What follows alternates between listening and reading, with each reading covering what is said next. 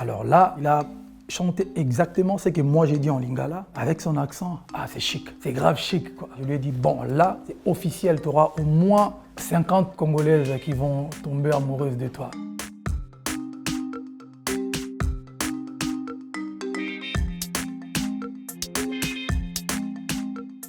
En fait, Dadju, c'est vraiment spécial parce que Dadju, c'est un artiste que je suis tombé fan avant qu'il pète comme ça. Là.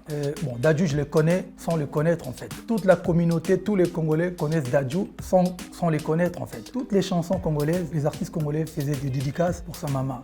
Dalida, maman na Dadju. Dalida, la maman de Dadju. Dadju, dès le bébé, il était déjà star parce que son papa, c'est un très très grand artiste congolais que tout le monde connaît d'ailleurs, Dieu Nadjanana, que j'appelle affectueusement mon vieux. Donc Dadju, c'est vraiment espèce. Et moi, j'ai fait des dédicaces à Dadju quand il n'était pas encore artiste. Ça veut dire que Dalida, par le biais de sa maman, Dalida, maman na Dadju. Donc sa mère est déjà star dans la communauté, son papa, superstar. On fait des dédicaces aux gens qui vous soutiennent, aux belles femmes de la communauté, aux gens issus de la communauté. La maman de Dalida, c'était la femme de Djuna Nana, un très grand artiste congolais. Et puis elle était belle. Pour l'identifier, on disait Dalida, maman na Dadju. Donc tous les artistes congolais faisaient déjà des dédicaces à Dadju. Et un jour, j'étais en train de préparer Tokos 1. J'arrive au studio, il y avait Dadju.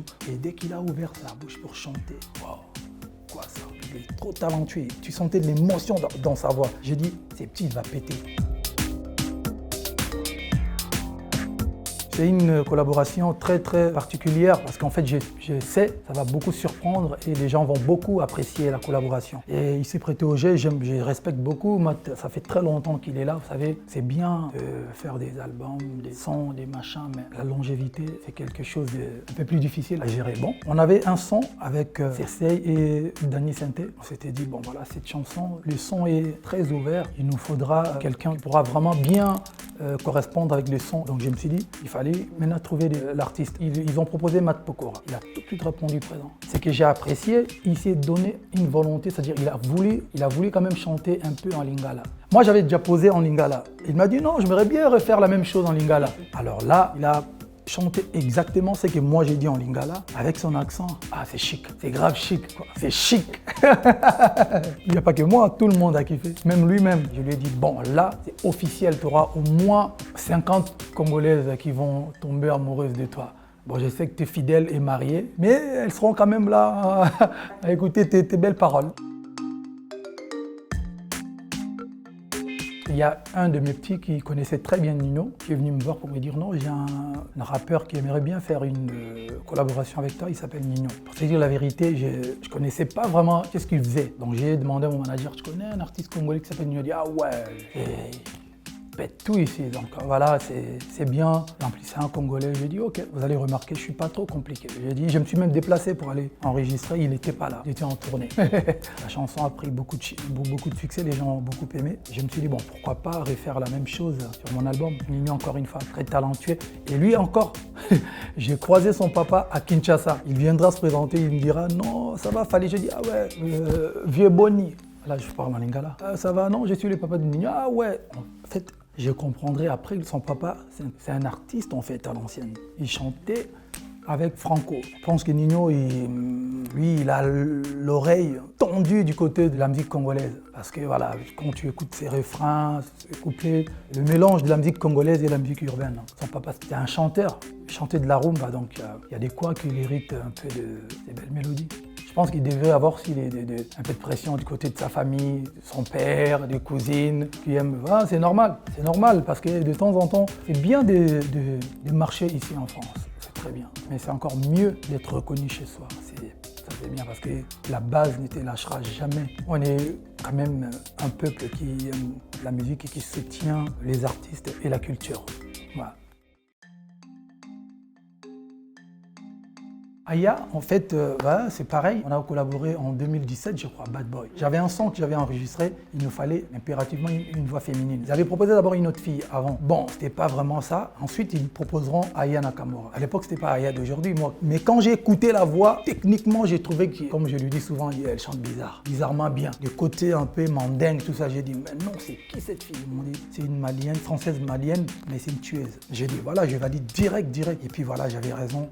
Quand le son est sorti, sorti, gros succès. Les gens vont peut-être se focaliser sur le côté Queen Aya, le côté paillettes, mais il faut écouter d'abord comment moi ça me touche plus quand je regarde un artiste chanter en live. C'est là où tu comprends. Aya, tu donnes le micro, mais elle te donne des frissons. C'est-à-dire que c'est une très très bonne chanteuse. Tu peux juste prendre la guitare, tu grattes, et elle chantera, elle te donnera des frissons. Elle le mérite en tout cas, son succès, elle le mérite. Et je pense qu'elle fait quelque chose d'original, je pense. Sur Spotify, c'est ton feat le plus écouté. Ah ouais, je ne savais même pas. Bah, c'est ton feat le plus écouté.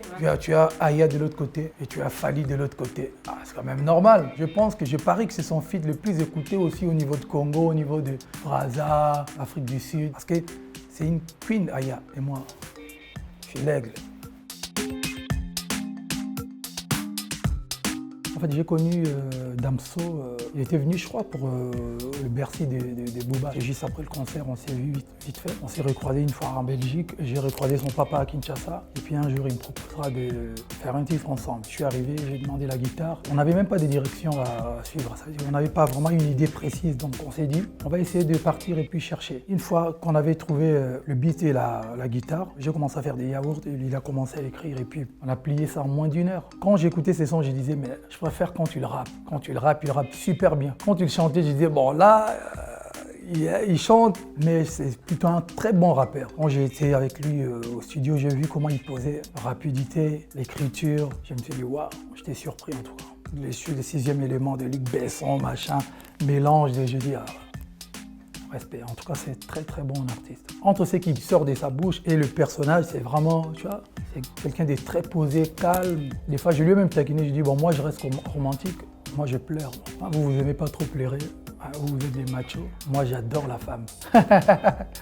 Non, mais c'était bien, ça s'est très bien passé. C'est un artiste congolais qui fait l'honneur de la Belgique, un peu de lingala dans les albums, ça me fait plaisir parce que moi je fight pour le lingala, moi. Je suis un lingalophone, la plus belle langue du monde, juste avant l'anglais. Il y a lingala, l'anglais en exéco et français. C'est la langue la plus romantique, la plus douce, c'est beau à parler, à écouter. Lingyo mingi, oza motema na ngai. Likolo, likolo, likolo. En français, il faut que tu cherches. Je suis en haut, tu vois. Même si j'adore la langue française, mais je reste un lingalophone. Ouais, on a mélangé les deux mondes, le monde de chez nous en Afrique, Kinshasa, et puis Paris. Booba, il est très très fort, moi je suis pas mal non plus. Donc il fallait créer un pont, et c'est un titre qui a beaucoup marché, et c'était une forte et une bonne collaboration, et les gens étaient surpris. Voilà, ils ne s'attendaient pas à un son comme ça, quoi. Je savais que ça allait marcher. C'est pour ça que je me dis, moi-même, je me dis, je pense que je dois avoir ça, j'ai les numéros directs du bon Dieu. Comme on dit, j'ai trop la foi en moi, tu vois. Je pense que j'ai confiance en moi à un tel point que quand je lance un truc, je ne me pose pas de questions. Et le son avec Booba, c'était pareil. Attaquer avec Booba, stratégiquement, je pense que c'était bien aussi. Parce que dans l'album, il faut savoir, il y avait Booba, il y avait Aya Nakamura, il y avait MHD, il y avait Shaizi, ma sœur congolaise, Shai, NASA.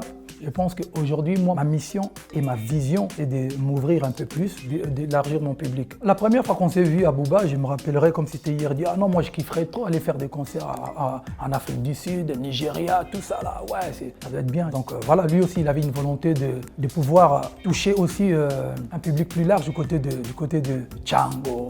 Ça, là, je parle du ghetto vers chez nous, voilà, Johannesburg, Nigeria. En fait, c'est ça, ce qui est bien avec les collaborations, en fait. C'est l'échange des deux mondes, l'échange des cultures, et puis voilà, chacun est gagnant-gagnant.